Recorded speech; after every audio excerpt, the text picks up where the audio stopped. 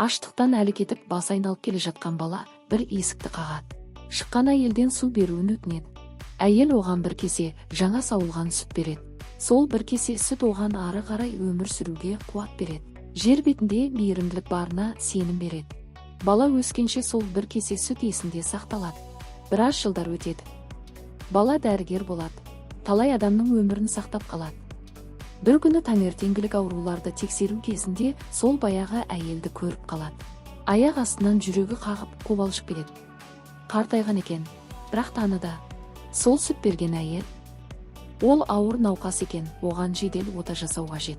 Бар күшін салып оның өмірін сақтап қалады. Ауруханадан шығарда төлем қағазын әкеліп береді.